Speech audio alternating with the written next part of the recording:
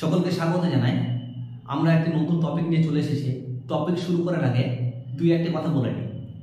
আমরা যারা class 11 student আছি, সেই সঙ্গে WBJEE, জেনপাস সহ অন্যান্য প্রতিযোগিতামূলক পরীক্ষার জন্য যারা প্রস্তুতি নিচ্ছি, তাদের কাছে অর্গানিক কেমিস্ট্রি একটি বড় ভীতির কারণ, জৈব রসায়ন একটি বড় ভীতির কারণ।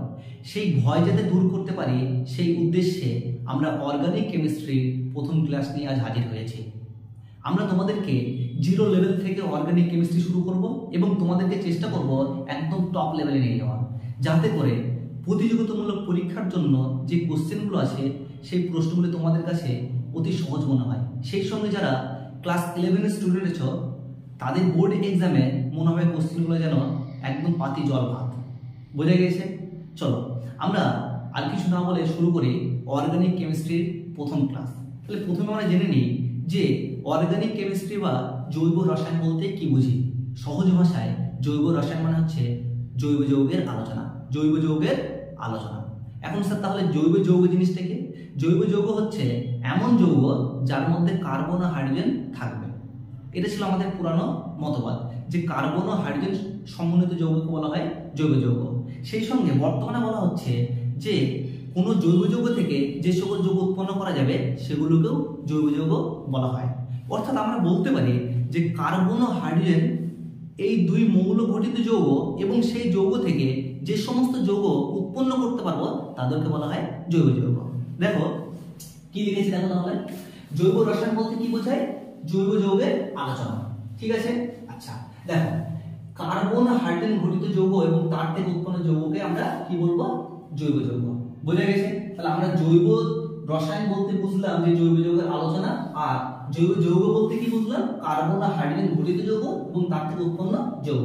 একটা উদাহরণের সাথে আরো দেখো পুরো ক্লিয়ার হয়ে যাবে। মিথেন CH4, এর মধ্যে কি আছে? কার্বন আছে ও হাইড্রোজেন আছে, অর্থাৎ এটা একটি জৈব যৌগ। ঠিক আছে, এখন ধরো যদি আমরা সূর্যালোকের উপস্থিতিতে ক্লোরিন অণুর সঙ্গে বিক্রিয়া ঘটাই, এই H2 মানে কি? সূর্যালোক। সূর্যালোকের উপস্থিতিতে ক্লোরিন অণুর সঙ্গে বিক্রিয়া ঘটালে আমরা কি পাবো? ক্লোরোমিথেন। এখন কিভাবে পেলাম না পেলাম সেগুলো নিয়ে আলোচনা করব না, আমরা সবাই শুরু করছি। আমাদের এখানে সবে এইটুকু, এখন অনেক বড় অর্গানিক কেমিস্ট্রি অনেক ভাস্ট জিনিস। তাহলে আমরা আস্তে আস্তে এগোবো, তখন ঠিক এগুলো ব্যাখ্যা পেয়ে যাবো যে কেন তৈরি হয়েছে। এখন শুধু কি হয় এবং কিভাবে কি হচ্ছে সেটা আমরা জানবো। ঠিক আছে, আচ্ছা বেশি এক্সপ্লেনেশন যাব না। দেখো তার মানে কি বললাম যে যেহেতু মিথেনের মধ্যে কার্বন আর হাইড্রোজেন আছে, তাই এটা একটি কি? জৈব যৌগ। এবং এই মিথেন থেকে ক্লোরোমিথেন পেলাম, তাই ক্লোরোমিথেন হচ্ছে একটা জৈব যৌগ। ঠিক আছে, এবার দেখো এই মিথেনের মধ্যে দেখো কার্বন আর হাইড্রোজেন আছে, যার মধ্যে কার্বন আর হাইড্রোজেন থাকে তাকে বর্তমানে আমরা কি বলি? হাইড্রোকার্বন। কি বলি? হাইড্রোকার্বন। যেহেতু হাইড্রোজেন আছে কার্বন আছে, অর্থাৎ জৈব রসায়নের মূল ভিত্তি হচ্ছে জৈব যৌগ নিয়ে আলোচনা। এবং জৈব যৌগ একটা মেন অংশ হচ্ছে হাইড্রোকার্বন, যার মধ্যে কি আছে? হাইড্রোজেন আর কার্বন। তাহলে অর্গানিক কেমিস্ট্রিকে জানতে গেলে আমাদের কার্বনকে এবং সেই সঙ্গে কিছুটা হলে হাইড্রোজেনকে খুব পুঙ্খানুপুঙ্খভাবে, খুব ভালোভাবে জানতে হবে। তাহলে প্রথমে আমরা জানার চেষ্টা করব কার্বন সম্বন্ধে। দেখো কার্বন সম্বন্ধে জানবো, তাহলে চলো কার্বন কি? কার্বন হচ্ছে একটা মৌল যার পরমাণু ক্রমাঙ্ক হচ্ছে 6, অর্থাৎ এর ইলেকট্রন বিন্যাস হচ্ছে 1s2 2s2 2p। এবার আমরা ভূমিস্তর অবস্থায় কি দেখবো? ভূমিস্তর অবস্থা মানে কি ভাই? আমরা যে বলি না নরমাল অবস্থা, তোমার নরমাল অবস্থা যা, অর্গানিক কেমিস্ট্রিতে ভূমিস্তর অবস্থা মানে তাই। তার মানে নরমালি কি অবস্থা থাকবে? বাইরের পক্ষে 2s2 2p2। স্যার আপনি ভিতরের পক্ষটা নিলেন না কেন? কারণ বন্ড গঠন কারা করে? বাইরের পক্ষের ইলেকট্রনগুলো বন্ড গঠন করে, ভিতরগুলো করে না। ধরো তুমি আসো আর তোমার বন্ধু আছে, দুইজন বিপরীত দিক থেকে আসছো, তোমাদের সামনে ধাক্কা লাগলো, তাহলে দেখো আমার পক্ষে সে ধাক্কা মারবে। তাহলে এরকম নয় যে আমাদের ভিতরে ওই হৃৎপিণ্ড আমার হৃৎপিণ্ডের ধাক্কা লাগছে, তাহলে আমাদেরকে বাইরে আঘাত লাগবে। এর ক্ষেত্রে তাই হয় যে বন্ড যারা ফর্ম করে তারা বাইরের পক্ষের ইলেকট্রনগুলি বন্ড ফর্ম করে। বোঝা গেছে? তার জন্য আমরা এখানে কি লিখেছি? বাইরের পক্ষে নিয়ে আলোচনা করছি। তাহলে ভূমিস্তর অবস্থায় কি পেলাম? 2s এ 2 আর 2p তে 2। এখন স্যার উত্তেজিত অবস্থায় তোমার পিছনে যদি একটা আগুন দেওয়া হয়, তুমি কি করবে? লাফালাফি করবে। ঠিক অনুরূপভাবে কার্বনকে যদি একটু উত্তেজিত করা হয়, এই যে 2s এর ইলেকট্রনটা, একটা ইলেকট্রন কি করে? লাফিয়ে 2p তে চলে যায়, অর্থাৎ 4টে আমরা অযুগ্ম ইলেকট্রন পাই, 1 2 3 4। এখন উত্তেজিত অবস্থায় 4টে অযুগ্ম ইলেকট্রন পাই। এবার আমরা এটাও জানি যে কোন একটা মৌল তার স্থায়িত্ব লাভের জন্য বাইরের কক্ষে 8টা ইলেকট্রন রাখতে চাই, যেটা আমরা জানি কি অষ্টক সূত্র নামে জানি, কি জানি অষ্টক সূত্র নামে জানি, মানে কি কোনো একটা মৌল বাইরের কক্ষে 8টা ইলেকট্রন রাখতে চাইবে। আর একটা কি হয় দ্বৈত সূত্র, মানে কি বাইরের কক্ষে 2টো ইলেকট্রন রাখলেও সেই মৌলটা স্থায়ী হয়, যেমন হিলিয়াম। বোঝা গেছে? চলে এখন তার মানে এর বাইরের কক্ষে 4টে ইলেকট্রন আছে, কতগুলি 4টে, তাহলে এর পক্ষে 8টা ইলেকট্রন কিভাবে পসিবল, সম্ভব না। যদি 4টে আছে আর 4টে গ্রহণ করলো তাহলে কতগুলো হবে 8টা, তাহলে 4টে গ্রহণ করলে সে 4টে ইলেকট্রন কোথায় ঢুকবে, পিতে ঢুকবে, আছে কটা 2টো, তাহলে বর্তমানে কটা হবে 6টা, তাহলে 1:2 2p 6, টোটাল ইলেকট্রন কতগুলি 10টা, অর্থাৎ নিউনের ইলেকট্রনিক কনফিগারেশন, একটা স্থায়ী ইলেকট্রনিক কনফিগারেশন। আবার এটাও তো হতে পারে যে স্যার এই 4টে ইলেকট্রনই ত্যাগ করে দেবে এবং বাইরের পক্ষে বাইরের 4টে, এই বাইরের পক্ষে 4টে ইলেকট্রন ত্যাগ করে দেবে, তাহলে ত্যাগ করলে কি হবে 4টে ইলেকট্রন ত্যাগ করলে 1:2 ইলেকট্রন পড়ে থাকবে, যেটা হচ্ছে হিলিয়ামের ইলেকট্রনিক কনফিগারেশন। তাহলে স্যার এটাও স্থায়ী ইলেকট্রনিক কনফিগারেশন, এটাও স্থায়ী ইলেকট্রনিক কনফিগারেশন। স্যার কোনটা করবে, কোনটা করবে, তোমাদের কি মনে হয় কোনটা করবে? মজার বিষয় হচ্ছে এর মধ্যে কোনোটাই করবে না, এর মধ্যে কোনোটাই করবে না। কেন করবে না? দেখো এর মধ্যে কোনোটাই করবে না, কেন করবে না? যদি বলি আমরা কেন করবে না, তার উত্তর হচ্ছে যে কার্বন মৌলের ইলেকট্রোনেগেটিভিটি হচ্ছে 2.5, কত 2.5, তার মানে এর তড়িৎ ঋণাত্মকতা ততটাও বেশি নয় যে 4টে ইলেকট্রন গ্রহণ করতে পারবে। এক সাইজ ফ্যাক্টর, 2 হচ্ছে তড়িৎ ঋণাত্মকতা। কি হচ্ছে তোমার যে এতটাও ও তড়িৎ ঋণাত্মকতা নয়, কি করবে 4টে ইলেকট্রন গ্রহণ করতে পারবে। স্যার আবার যেহেতু এটা অধাতু, তাহলে অধাতুর পক্ষে 4টে ইলেকট্রন ত্যাগ করাও সম্ভব নয়, 4টে ইলেকট্রন ত্যাগ করাও সম্ভব নয়, তার মানে এই দুই প্রসেসে বাইরের পক্ষে 8টা ইলেকট্রন সম্পন্ন করতে পারবে না। স্যার করবে কিভাবে, উপায়টা কি? উপায়টা দেখো, এর যে বাইরের পক্ষে 4টে ইলেকট্রন আছে সবকটা অযুগ্ম ইলেকট্রন, তাহলে এই হচ্ছে কার্বনের একটা অযুগ্ম ইলেকট্রন, এই একটা অযুগ্ম ইলেকট্রন, এই একটা অযুগ্ম ইলেকট্রন, এই একটা অযুগ্ম ইলেকট্রন। এই বাইরের পক্ষে যে 4টে অযুগ্ম ইলেকট্রন আছে, সেই অযুগ্ম ইলেকট্রন কি করবে 4টে সমযোজী বন্ধন তৈরি করবে, 4টে সমযোজী বন্ধন তৈরি করবে। সমযোজী বন্ধন সম্বন্ধে আমরা নিশ্চয়ই জানি, সমযোজী বন্ধন মানে হলো যে তুমি একটা দাও আমি একটা দেবো, তারপরে একটা ইলেকট্রন পেয়ার তৈরি করলাম, 2টো ইলেকট্রনের পেয়ার, মানে একটা বন্ধন যে তুমিও ব্যবহার করো আমিও ব্যবহার করবো, এটাকে বলে সমযোজী বন্ধন। তোমার একটা আমার একটা ব্যবহার করার সময় তোমার দুটো আমার দুটো। বুঝে গিয়েছে? তার মানে এখানে দেখো এই কার্বনের একটা ইলেকট্রন, হাইড্রোজেন একটা ইলেকট্রন, একটা সমযোজী বন্ধন, এই কার্বন একটা ইলেকট্রন, হাইড্রোজেন একটা ইলেকট্রন, একটা সমযোজী বন্ধন, এই কার্বন একটা ইলেকট্রন, হাইড্রোজেন একটা ইলেকট্রন, একটা সমযোজী বন্ধন, এই কার্বন একটা ইলেকট্রন, হাইড্রোজেনের একটা ইলেকট্রন, এই একটা সমযোজী বন্ধন। টোটাল কতগুলি হবে 4টে সমযোজী বন্ধন। আমরা কোথায় দেখিয়েছি, দেখো এখানে দেখিয়েছি। তাহলে এতক্ষণ আলোচনার ভিত্তিতে আমরা জানতে পারলাম যে কার্বন 4টে সমযোজী বন্ধন তৈরি করতে পারে, 4টে সমযোজী বন্ধন তৈরি করতে পারে। কার্বন কখনোই মাথায় 4+, কার্বন কখনো মাথায় 4+, কার্বন কখনো মাথায় 4+, বা কার্বন কখনো মাথায় 4-, এটাও তৈরি করতে পারে না, এটাও তৈরি করতে পারে না। কেন পারে না সেটা বলে দিলাম। তাহলে কি করব 4টে সমযোজী বন্ধন তৈরি করবে। তাহলে স্যার আপনি তো বললেন যে 4টে ইলেকট্রন গ্রহণ করতেও পারে না বা 4টে ইলেকট্রন ছাড়তেও পারে না, তাহলে কখনোই কি ইলেকট্রন গ্রহণ বা ইলেকট্রন ছাড়বে না, ইলেকট্রন গ্রহণ করবে না বা ইলেকট্রন ত্যাগ করবে না? দেখি আমরা, দেখো যদি এই CH4 দেখিয়েছি আমরা, এবার দেখো এই যে বন্ধনটা, এই বন্ধনটা কি বন্ধন, একটা বন্ধন, তার মানে কি হয় সিগমা বন্ড। এবার আমরা কেমিক্যাল বন্ডিং এর সিগমা বন্ড সম্বন্ধে জেনেছি, সেই নিয়ে এখানে আলোচনা করছি না। তোমাদের যদি মনে হয় যে সিগমা বন্ধন সম্বন্ধে স্যার কিভাবে গঠন হয় না হয় সেগুলো একটু বলেন, তাহলে আমরা পরে আবার আলোচনা করবো সেটা নিয়ে। দেখো সিগমা বন্ড মানে কি, মুখোমুখি বন্ধন তৈরি করা। তাহলে এই হচ্ছে CH কার্বনের আর এই হচ্ছে হাইড্রোজেনের। তাহলে এখানে কি আছে, এখানে 2টো ইলেকট্রন আছে, সমানভাবে বললাম। তাহলে সমানভাবে যদি করে দাঁড়াও আমি একটু ভালো করে দিই। তাহলে এই হচ্ছে হাইড্রোজেন, ঠিক আছে, আর এই হচ্ছে কার্বন। তাহলে একটা হচ্ছে কার্বনের ইলেকট্রন আর একটা হচ্ছে হাইড্রোজেনের ইলেকট্রন। তাহলে কতগুলো ইলেকট্রন এখানে, 2টো ইলেকট্রন আছে। এবার দেখো এখান থেকে আমি বললাম ইলেকট্রন ছাড়বে কি নেবে, কিভাবে কি করবে দেখো। তাহলে এখানে কত ইলেকট্রন আছে, 2টো ইলেকট্রন আছে, এটা সমযোজী বন্ধনের 2টো ইলেকট্রন আছে। যদি হাইড্রোজেন H- আকারে বার হয়, H- আকারে বার হবে, কি আকারে বার হবে, H- আকারে বার হয়, কি বার হবে H-। স্যার মাইনাস কখন হবে, দেখো হাইড্রোজেনের নিজের ইলেকট্রনটা তো আছেই, যদি কার্বনের 2টো ইলেকট্রন নিয়ে চলে যায়, 2টো ইলেকট্রন নিয়ে চলে যায়, 2টো ইলেকট্রন নিয়ে চলে যায়, তাহলে কি করবে H- আকারে বার হবে। তাহলে H- আকারে যখনই বার হলো তখন কার্বনের এই যে অরবিটালটা পুরো ভ্যাকেন্ট হয়ে গেল। তাহলে ভ্যাকেন্ট মানে কি, কার্বনের যে নিজস্ব একটা ইলেকট্রন ছিল, এই যে এখানে নিজস্ব একটা ইলেকট্রন ছিল, সেই ইলেকট্রনটাও হাইড্রোজেন নিয়ে চলে গেল। তাহলে হাইড্রোজেন বেশি হয়ে গেল, তাই হাইড্রোজেন বেশি হলে হাইড্রোজেন কি বলা হয় H-, হাইড্রাইড আয়ন। আর কার্বনের কি হলো একটা ভ্যাকেন্ট অরবিটাল তৈরি হলো। যেহেতু কার্বনের একটা ইলেকট্রন ঘাটতি হলো তাই মাথায় আমরা একটা প্লাস আকারে দেখাই, কারণ কি ইলেকট্রনের ঘাটতি মানে প্লাস আর ইলেকট্রন বেশি মানে হচ্ছে মাইনাস। কথা বোঝা গেছে? তাহলে এখানে কি হচ্ছে এই একটা ভ্যাকেন্ট অরবিটাল তৈরি হচ্ছে এবং এটাকে আমি দেখাই কিভাবে দেখাই, CH3 মাথায় প্লাস, যাকে আমরা বলি কার্বোক্যাটায়ন। স্যার কার্বোক্যাটায়ন কেন নামকরণ করা হয়েছে? মাথায় প্লাস থাকলে ক্যাটায়ন হয়, যেহেতু কার্বনের মাথায় প্লাস তাই এর নাম হচ্ছে কার্বোক্যাটায়ন। তাহলে এটা একটা প্রসেস গেল, যেখানে দেখলাম যে বন্ধনে ইলেকট্রন যদি হাইড্রোজেন দুটোই নিয়ে পালিয়ে যায় তাহলে কি হবে, কার্বনের মাথায় পজিটিভ চার্জ তৈরি হবে। এখন এটাও তো হতে পারে, এটাও একটা হতে পারে, এখানে কার্বনের একটা ইলেকট্রন একটা হাইড্রোজেন ইলেকট্রন, তাহলে কার্বনের একটা ইলেকট্রন নিজের আর একটা হাইড্রোজেন ইলেকট্রন আছে। এখন হাইড্রোজেন যদি নিজের ইলেকট্রন দিয়ে চলে যায় তাহলে হাইড্রোজেন কি আকারে দিল, হাইড্রোজেন পালিয়ে গেল কি আকারে, H+ আকারে। H+ কেন বলছি, কারণ হাইড্রোজেন নিজের ইলেকট্রনটা কার্বনকে দিয়ে গেল। তাহলে কার্বন এখন কতগুলো ইলেকট্রন হলো, এটা হলো কার্বনের নিজের ইলেকট্রন আর এটা হচ্ছে হাইড্রোজেন ইলেকট্রন, ঠিক আছে। তার মানে একটা ইলেকট্রন বেশি হয়ে গেছে, তাই মাথা একটা কি দিচ্ছে, এটা মাইনাস দিচ্ছে, মাথাটা কি দিচ্ছে, মাইনাস দিচ্ছে। একে আমরা কি বলি, কার্বনায়ন। কি বলি, কার্বনায়ন। স্যার কেন, অ্যানায়ন হচ্ছে মাথায় মাইনাস থাকলে অ্যানায়ন, যেহেতু কার্বনের মাথায় মাইনাস তাই বলা হয় কি কার্বনায়ন। ওকে, বুঝতে পেরেছো নিশ্চয়ই? তাহলে একটা হলো কার্বোক্যাটায়ন তৈরি করলো যখন বন্ধনে দুটো ইলেকট্রন হাইড্রোজেন নিয়ে চলে গেল, আর যখন বন্ধন দুটো ইলেকট্রন কার্বনের জায়গায় থাকলো আর হাইড্রোজেন খালি খালি দাম দিয়ে চলে গেল, তখন কি হলো, সেটা কার্বনায়ন। এখানে এক্সেস ইলেকট্রন থাকছে, এখানে ইলেকট্রনের ঘাটতি হচ্ছে। এবার দেখো আরেকটা হতে পারে, এখানে বলছে যে ভাই একবার করলাম কি, হাইড্রোজেন বলছে একবার আমি করলাম কি যে দুটো ইলেকট্রন নিয়ে পালিয়ে আসলাম, আবার একবার তোমাকে পুরোপুরি দান করে দিলাম।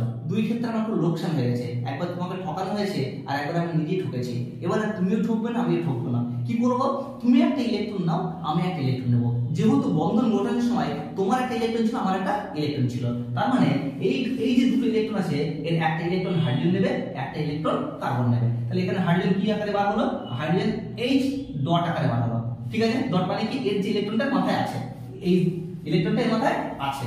আচ্ছা, তার মানে কি হচ্ছে দেখো, এখানে এই যে অরবিটালে কয়টা ইলেকট্রন থাকবে, কার্বনের নিজস্ব ইলেকট্রনটা থাকলো, এটাকে আমরা কি বলি মুক্তমূলক। CH এর মাথায় ডট, মুক্তমূলক। মুক্তমূলক আর কিছুই নয়, মুক্তমূলক আর কিছু নয়। আমরা ইনঅর্গানিক কেমিস্ট্রিতে যেটাকে বলি পরমাণু, অর্গানিক কেমিস্ট্রিতে সেটাই বলা হয় কি মুক্তমূলক। অর্গানিক কেমিস্ট্রিতে সেটাই বলা হয় কি মুক্তমূলক। বুঝে গিয়েছেন? দেখো এবার মজার বিষয় হচ্ছে, যদি স্থায়িত্ব আমরা দেখি, এত কিছু তৈরি তো করালাম, কিন্তু স্যার এটা চারটে সমযোজী বন্ধন তৈরি করেছে, এখানে তিনটে সমযোজী বন্ধন, এখানে তিনটে সমযোজী বন্ধন, এখানে তিনটে সমযোজী বন্ধন, এখানে একটা অড ইলেকট্রন আছে, এখানে দুটো ইলেকট্রন আছে, এখানে ইলেকট্রন নেই। তাহলে স্যার সবার কি স্থায়িত্ব একই রকম? সবার কি স্থায়িত্ব একই রকম? কার্বনের ব্যাপারটা হচ্ছে অনেকটা আমার মতো, অনেকটা আমার মতো। আমি চারটে বিস্কুট খেলে আমার পেটটা, আমার খিদেটা বেশ ভালোভাবে নিবারণ হয়ে যায়। চারটে বিস্কুট খেলে আমার খিদেটা ভালোভাবে নিবারণ হয়ে যায়। এখন তুমি করলে কি, আমাকে 5টা বিস্কুট দিলে, দিয়ে আমি 5টা বিস্কুট আমায় খাই দিলে, যেহেতু আমি যতটা খেতে পারি তার থেকে বেশি খাই দিয়েছো, তাহলে আমার কি হবে, আমার ভিতরে একটা অস্বস্তি দেখা দেবে। কখন ওই এক্সেস যেটা কখন আমি বমি করে বার করে দেবো। আবার যদি তুমি আমাকে 3টে বিস্কুট দাও, তাহলে আমার 4টে খেলে খিদে নিবারণ হবে, 3টে খেলে তো তাহলে পুরোপুরি খিদে নিবারণ হবে না। তার মানে আমি কি চাইবো, আরেকটা বিস্কুট কেন আসছে না, আরেকটা বিস্কুট কেন আসছে না। কার্বনের ক্ষেত্রে সেম টাইম, কার্বন সবসময় কি করবে, 4টে সমযোজী বন্ধন তৈরি করবে, 4টে সমযোজী বন্ধন তৈরি করবে, 4টে সমযোজী বন্ধন তৈরি করবে। আর যদি ইলেকট্রন ত্যাগের মাধ্যমে কার্বোক্যাটায়নে পরিণত হয়, কিংবা ইলেকট্রন গ্রহণের মাধ্যমে কার্বনায়নে পরিণত হয়, কিংবা মুক্তমূলকে যদি পরিণত হয়, তাহলে তারা কি হবে, তারা সবাই অস্থায়ী হবে। তারা সবাই কি হবে, অস্থায়ী হবে, অস্থায়ী হবে। এতটুকু হয়ে গেছে। তার মানে কি বুঝলাম, যে কার্বন সবসময় 4টে সমযোজী বন্ধন করলে সে স্থায়ী হয়। বাকি ওর মাথায় যে কোনো ধরনের আধান, সেটা ধনাত্মক হোক বা ঋণাত্মক হোক, যদি মাথায় ওঠে তাহলে সে পুরোপুরি অস্থায়ী হয়ে যায়। অস্থায়ী হয়ে যায়, আমি কি করবো, চার্জ নেবো এরকম করতে শুরু করে। যদি বেশি থাকে তাহলে বলবে আমি চার্জ দেবো, আর যদি কম থাকে তাহলে চার্জ নেবো। এবার দেখো কথা হচ্ছে, এই যে ঘাটতি আছে, ইলেকট্রন ঘাটতি সম্পন্ন স্পিসিস, ঘাটতি আছে, ইলেকট্রন ঘাটতি সম্পন্ন স্পিসিসকে বলা হয় ইলেকট্রোফাইল। কি বলা হয়, ইলেকট্রোফাইল, যাকে আমরা সংক্ষেপে E+ দ্বারা ডিনোট করি। তাহলে এখানে ইলেকট্রন ঘাটতি আছে, ঠিক আছে, এখানে ইলেকট্রন ঘাটতি আছে। কেন ঘাটতি আছে দেখো, 2 2 4 2 6 3 2 6 6 রেখে 7টা ইলেকট্রন। তাহলে আমার বাইরে কতগুলো দরকার, 8টা ইলেকট্রন দরকার স্থায়ী হওয়ার জন্য। তাহলে আশেপাশে 7টা আছে, তাই এটা হচ্ছে ইলেকট্রন ঘাটতি সম্পন্ন স্পিসিস, তাই একেও বলবো ইলেকট্রোফাইল। এবং সংক্ষেপে কিভাবে প্রকাশ করব, A+।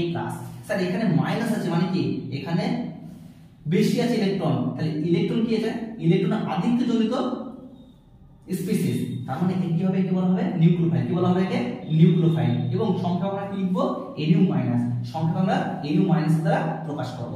আমরা আপাতত ইলেকট্রোফাইল নিউক্লিওফাইল জিনিসটা বুঝলাম। ইলেকট্রোফাইল কি, ইলেকট্রন ঘাটতি সম্পন্ন কোন স্পিসিসকে বলা হয় ইলেকট্রোফাইল, আর ইলেকট্রন আধিক্য জনিত কোন স্পিসিসকে বলা হয় নিউক্লিওফাইল। তাহলে ইলেকট্রোফাইল কি চাইবে, সব সময় ইলেকট্রন নেওয়ার জন্য চাইবে, আর নিউক্লিওফাইল কি চাইবে, ইলেকট্রন ইলেকট্রন দেব। বুঝা গেছে? এখন স্যার আপনি বলেন এগুলো অস্থায়ী, এগুলো স্থায়ী নয়, কিন্তু চারটে সমযোজী বন্ধন যখন গঠন করবে তখন হচ্ছে স্থায়ী। তার মানে স্যার এরা তো এরকম থাকবে না, হ্যাঁ একদম ঠিক, এভাবে থাকবে না। তাহলে এটা কি করবে, স্থায়িত্ব পেতে চাইবে। এটা কি করবে, স্থায়িত্ব পেতে চাইবে। তাহলে কেমন করে স্থায়িত্ব পাবে, নিশ্চয়ই সমযোজী বন্ধন গঠনের মাধ্যমে স্থায়িত্ব পাবে। এখন বন্ধনটা কিভাবে গঠিত হয় সেটা আমরা এখন দেখবো। কথা বোঝা গেছে? যে এরা যেহেতু অস্থায়ী, তাহলে চাইবে কি, আমরা স্থায়িত্ব পাওয়ার জন্য চাইবে, যে স্থায়িত্ব লাভ করবো, স্থায়িত্ব লাভের জন্য কি করবে, সমযোজী বন্ধন গঠন করবে। দেখো কেস 1, তাহলে স্থায়িত্ব লাভ কি হবে, কেস 1 এক নম্বরে দেখো এখানে কি করেছি, আমি একটা কার্বোক্যাটায়ন নিয়েছি। তাহলে কার্বোক্যাটায়ন কি আছে, একটা ভ্যাকেন্ট অরবিটাল আছে, ঠিক আছে, এখানে খালি কক্ষক আছে। আর যদি কার্বনায়ন নিই, কার্বনায়ন এর মাথায় কি আছে, এখানে দুটো ইলেকট্রন আছে।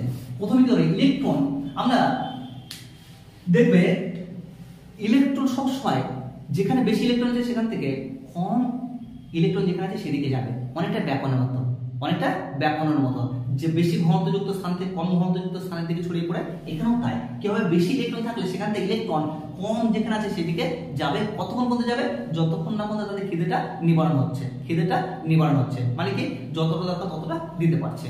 বোঝা গেছে? তাহলে দেখো আমি একটা কার্বোক্যাটায়ন নিলাম, একটা কার্বনায়ন নিলাম। এখন কার্বনায়নে দুটো ইলেকট্রন আছে, আমরা আগে দেখিয়েছি। তাহলে দুটো ইলেকট্রনের প্রথমে কি করে, একটা ইলেকট্রনকে দিয়ে দেয়, একটা ইলেকট্রন কাকে দিল, এই কার্বোক্যাটায়নকে দিল। তাহলে একটা ইলেকট্রন দিল, তাহলে এখন কি তৈরি হলো, এই কার্বোক্যাটায়নটা এটা কি তৈরি হলো, এটা একটা মুক্তমূলক তৈরি হলো। কেন, কারণ যখনই একটা ইলেকট্রন দিল তাহলে এর ঘাটতি তো পূরণ হয়ে গেল, তাহলে এখানে একটা ইলেকট্রন থাকলো। দেখো তার মানে কার্বোক্যাটায়নকে ইলেকট্রন দিলে কি তৈরি হয়, মুক্তমূলক তৈরি হয়। তাহলে এটা একটা মুক্তমূলক তৈরি হলো।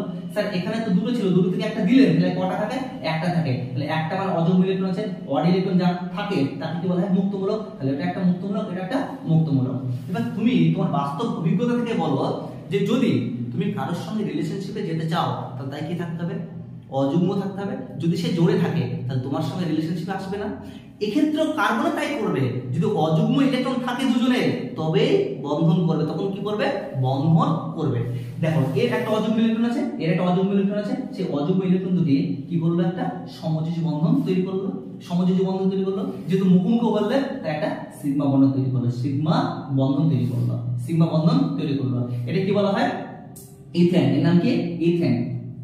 এর নাম হচ্ছে ইথেন। তাহলে কি বুঝলাম এখান থেকে আমরা, যে স্যার কার্বোক্যাটায়ন আমরা এতদিন শিখে এসেছিলাম যে ক্যাটায়ন এবং অ্যানায়ন পরস্পর কি করবে, পরস্পর যুক্ত হয়ে কোন একটা যৌগ তৈরি করে। আজ তোমাদের ঠিক বুঝিয়ে দিলাম যে কিভাবে তৈরিটা হয়, কিসের মাধ্যমে, অর্গানিক কেমিস্ট্রি। ইজি না, খুবই সহজ। এরপরে দেখো, এরপরে কিরকম হতে পারে, স্যার আপনি মুক্তমূলক, তাহলে কি হলো, একটা কার্বোক্যাটায়ন কার্বনায়ন দুজন বিক্রিয়া করতে পারে, বন্ড ফর্ম করতে পারে।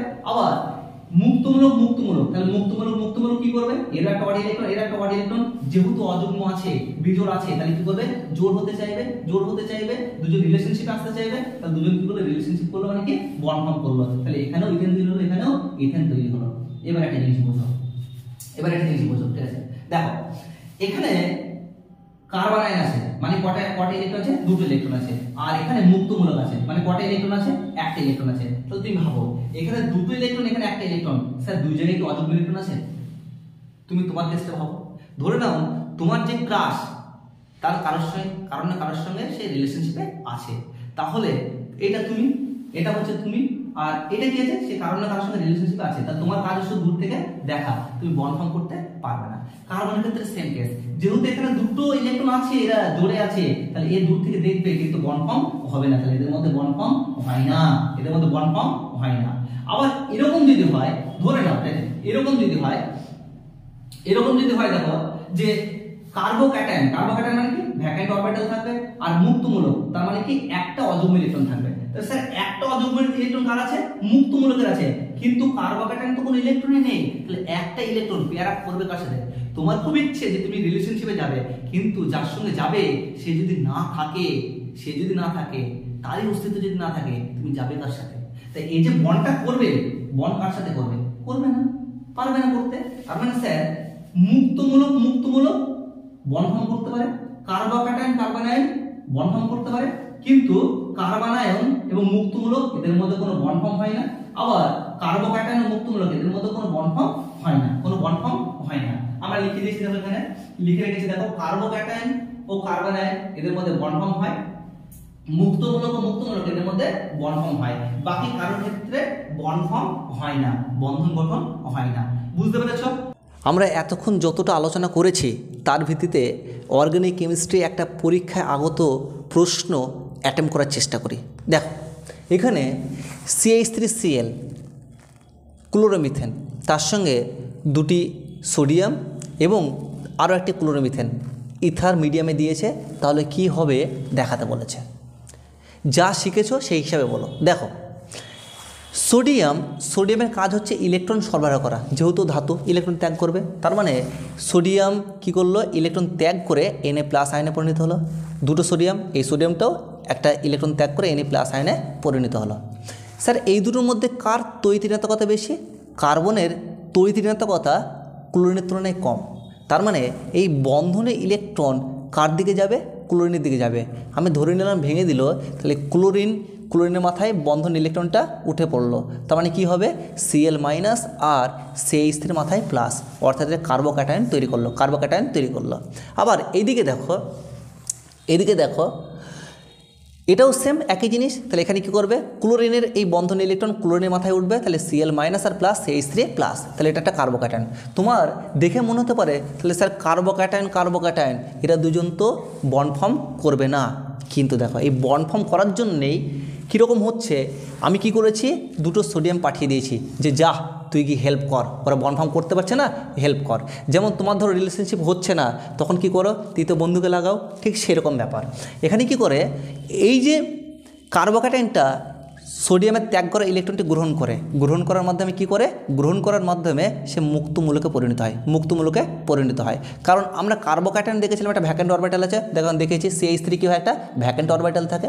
তাহলে এখানে আমার কি করলো, কার্বোক্যাটায়নতে একটা ইলেকট্রন গ্রহণ করে মুক্তমূলকে পরিণত হলো। তাহলে অনুরূপে স্যার এখানকার কার্বোক্যাটায়নটাও সেমই করবে। হ্যাঁ, এখানকার কার্বোক্যাটায়নটা এই যে সোডিয়ামের ছেড়ে যাওয়া ইলেকট্রনটি গ্রহণ করে তোমার CH3 মুক্তমূলকে পরিণত হয়েছে। এবার স্যার মুক্তমূলক বন্ড ফর্ম করে? হ্যাঁ বাবা করে, কারণ এও সিঙ্গেল আছে, চলো রিলেশনশিপ করি। তা রিলেশনশিপ করলো মুখোমুখি রিলেশনশিপ, আর মুখোমুখি রিলেশনশিপ হলে আমরা জানি কি সিগমা বন্ড ফর্ম করে, তাই CH3 সিগমা বন্ড CH3, কথা বোঝা গেছে। স্যার বাকিগুলো কি হলো? বাকিগুলো কিছুই হলো না। দেখো এই যে জিনিসগুলো একত্রে চলে এলো, তার মানে কি sir Na+Cl- NaCl, Na+Cl- NaCl, তার মানে 2 অণু NaCl তৈরি হবে। এইটা নিয়ে আমাদের মাথা ব্যথা নয়, কারণ আমরা সবসময় মুখ্য প্রোডাক্টটা দেখব। এটা হচ্ছে ইনঅর্গানিক কম্পাউন্ড, এটা হচ্ছে অর্গানিক কম্পাউন্ড। আমরা অর্গানিক কেমিস্ট্রিতে অর্গানিক কম্পাউন্ডকেই প্রাধান্য দেব, ইনঅর্গানিক কম্পাউন্ডকে প্রাধান্য দেব না। বুঝতে পেরেছ? তাহলে এখানে প্রোডাক্টটা কি হচ্ছে ভাই? প্রোডাক্টটা হচ্ছে ethane, CH3 single bond CH3 ethane. আমরা এভাবেই অর্গানিক কেমিস্ট্রিটাকে এগিয়ে নিয়ে যাওয়ার চেষ্টা করব, যাতে সহজে তোমরা তোমাদের মতো করে অর্গানিক কেমিস্ট্রিটা বুঝতে পারো। আমি সেই চেষ্টা করব, তোমরা আমার সঙ্গে থেকো।